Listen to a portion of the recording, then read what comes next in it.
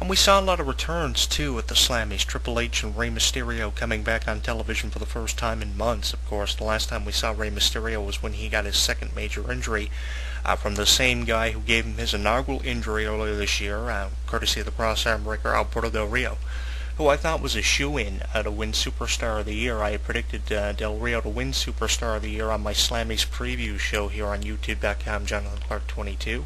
Either CM Punk or Del Rio, and CM Punk cashing in on that, winning not one but two Slammys, as I mentioned on the preview show for the 2011 Slammys. The Undertaker took home 3 Slammys in '97. CM Punk taking home 2. They didn't give out an award for Diva of the Year, and if they were to give out Diva of the Year, probably Kelly would take home that one for the incredible year she's had with Maxim Magazine and winning the Divas Championship. But we're going to run down all the award winners, and a complete list of Slammy award winners are available on the official site of World Wrestling Entertainment, WWE.com. They've got photos and videos up there, extensive coverage of the 2011 Slammy Awards. JR and Michael Cole open up the show with a battle rap. I didn't see the sense of that. Booker T and Hornswoggle presenting an award to Jim Ross at the top of the show. Jim Ross and Michael Cole have started off a lot of Raws over the last number of weeks, obviously building for a JR Michael Cole one-on-one confrontation inside of the ring. That's the only logical explanation I have for what's going on between JR and Michael Cole. Obviously, JR will come back full-time as the Raw lead voice and the lead voice of WWE. He's been featured on every legendary match you can think of, kind of like how Gordon Soley was back in the day of the territories. And with all these legends coming back like Foley, Road Dogg, Lita, like we saw at the Slammys, it only makes sense for JR to come back as the lead voice of WWE, given everything that he's done with Michael Cole. Anytime you see Michael Cole and Jim Ross inside of the ring, you think nonsense, but I really think that Jim Ross is just building up for a potential full-time return, which is probably going to culminate over the next couple of months. So, it was weird, seeing Jim Ross and Michael Cole open up the show with Booker T and Hornswoggle. Of course, Jim Ross attempting to spin a Rooney. Great way to start the show off for the fans in attendance, but I don't know what the fans in TV land really thought of it. Jim Ross winning a Slammy Award was that much more bizarre, but that was the way they kicked off the show. As I mentioned, they went from that to the holy shit moment of the year with Mick Foley and the $1 Million Man, presenting the award for holy shit moment of the year, of course, which went to Big Show and Mark Henry. I'm sick of seeing awards handed out to people who make the ring implode. If you want to give an award to anybody, it should be to Paul White for tearing down the Thunder set back in the days of WCW. That was where this all really started. Anytime the ring implodes in WWE, an award is automatically given out. And, the nominations, you could usually determine before the winner was announced who was going to win it usually. They build the Slammy Award winners around storylines that are going on in the company around the time the Slammy Awards go down every year. It's a 3-hour presentation of Raw. I liked the format of the show. I just didn't like the obviousness that was attached to the award winners. The Big Show and Mark Henry, of course, winning an award, building up for their match coming up at TLC, a Cheers match, which I'm not excited to see. From there, we see Wade Barrett versus the Big Show in about a 5-minute long match with the introduction of a chair resulting in Big Show winning the match via disqualification. Wade Barrett gets out of dodge. He interferes in the main event later on that night, helping Miz and Del Rio pick up a victory over Punk, the WWE Champion, and Randy Orton, a former World Champion, building up for Wear It, and Randy Orton had this tables match, which I'm expecting Orton to win.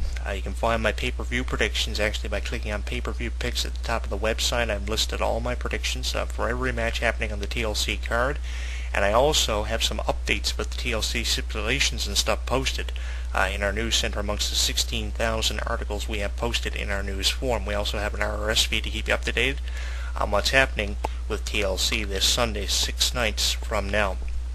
It's fun, the matches that they've listed for TLC are pretty cool, with the exception of the Cheers match.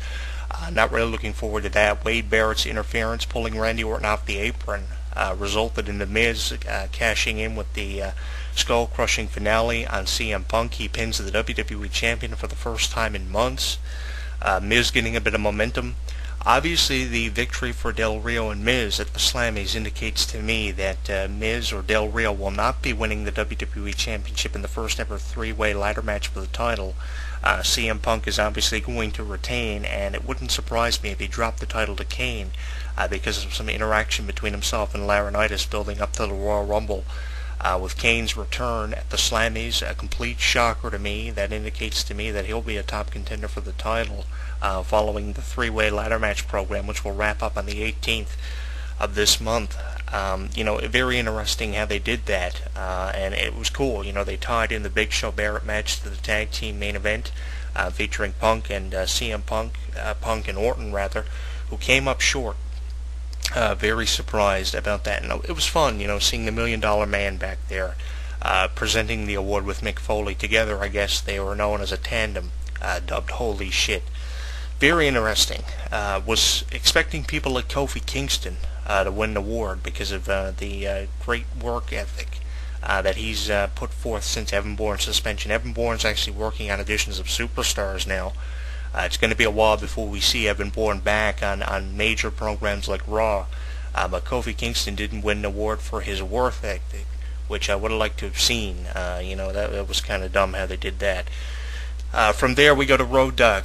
Road Dogg comes out and he presents the Pipe Bomb of the Year award. Very fitting category for him to present an award in because of that very memorable promo back in the original DX days of ladies and gentlemen, boys and girls, children of all ages.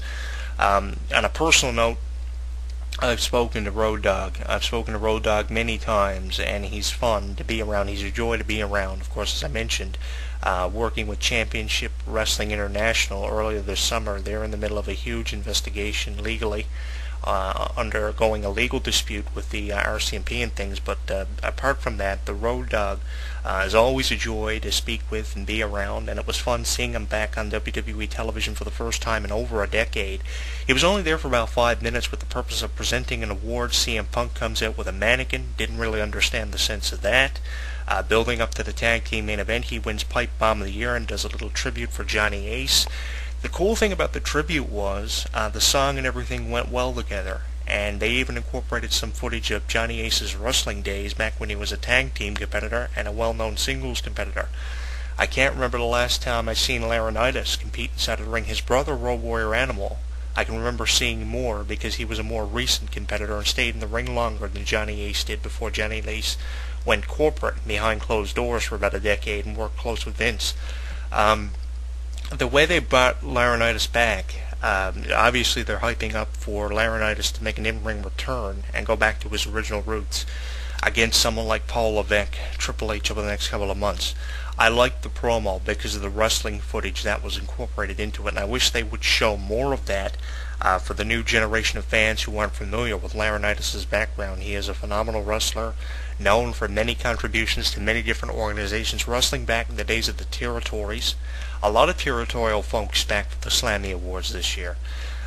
It was great. The lineup of stars that Virginia especially, the hellhole of the United States, were really treated to, a phenomenal list of talent, the best list of talent since 1985. In my opinion, even Laurinaitis had wrestling footage of himself in this Lifetime Achievement video package. Laurinaitis would then later on come out that same night, accept the Superstar of the Year award on the behalf of CM Punk, who he allowed was injured because of interaction between himself, Miz, and Del Rio, building up for the three-way ladder match at TLC. Going to be really interested in seeing who wins that and if CM Punk's title reign will be extended, if Laurinaitis allows it. Obviously, it's going to build up to Triple H versus Laurinaitis or CM Punk versus Laurinaitis, one or the others. One way or the other, Laurinaitis will go back to his original route. You can pretty much bet your last dime that Laurinaitis will make a full-time in-ring return eventually before he retires completely from the business. And it's fun. The Lifetime Achievement Awards are always fun to see who actually gets them for their contributions. Laurinaitis is definitely very deserving of it because of everything he's done. He's been referred by many names. Piece of shit is one of them by a lot of people on the independents.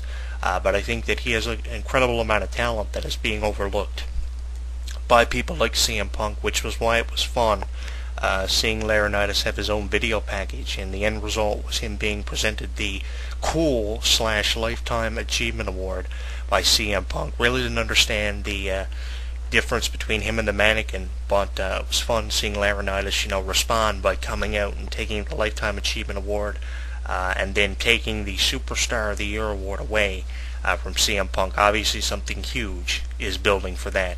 Divalicious Moment of the Year. I was expecting Diva of the Year to be handed out. I'm not sure it was handed out on WWE.com. Usually several other Slammies are handed out via WWE.com because the internet is a tremendous forum for doing things that you didn't have the opportunity to do on a live broadcast because of how much time would have to be given to allow certain things, and the internet really has become an open forum to do things that you're not allowed to do on television. Really expecting Diva of the Year to be handed out, but it didn't get handed out, and the Divalicious Moment of the Year made up for that.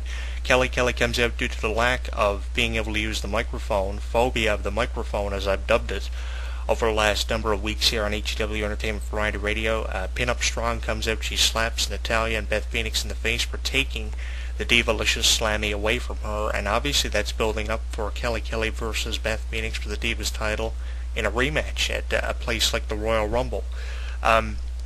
Additional information on the upcoming 2012 Royal Rumble are available on the official website of the Royal Rumble, royalrumble.com, which is the subsite linked to WWE.com. Tickets for that event and Elimination Chamber are now on sale, so get those while they last if you're in the area and plan on attending the Royal Rumble or the Elimination Chamber. Of course, the Chamber is the last stop before WrestleMania, the last chance to punch your ticket to WrestleMania, in other words.